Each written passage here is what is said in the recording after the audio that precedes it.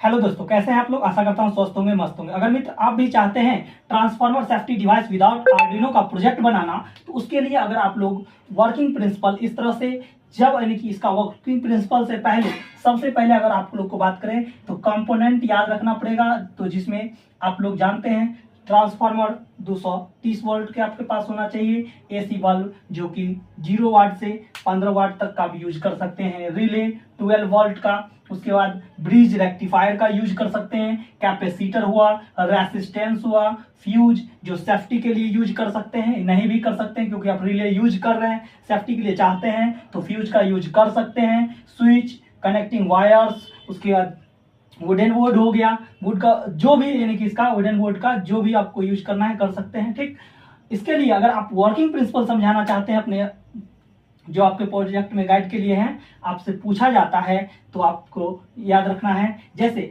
जब transformer normal load पर काम करता है ना, तो उस केस में आपको याद रखना है बल्ब क्या होता है, बंद हो रहता है। क्या रहता है, जब ट्रांसफार्मर नॉर्मल लोड पर काम करता है उस केस में बल्ब बंद रहता है। उसी जब ओवरलोड या शॉर्ट सर्किट होता है उस केस में करंट क्या होता है, तो बढ़ता है। साथ ही साथ रिले या फ्यूज क्या होता है, एक्टिव होता है, एक्टिव रहता है। ठीक, साथ ही साथ एक्टिव होने के कारण रिले जब होता है, फ्यूज का यूज कीजिए या रिले फ्यूज यानी कि आपको सेफ्टी के लिए यूज कर सकते हैं। ठीक, उस केस में आपको एसी बल्ब जलता है, जिसका क्यों जलता है वही आपको इंडिकेट करता है।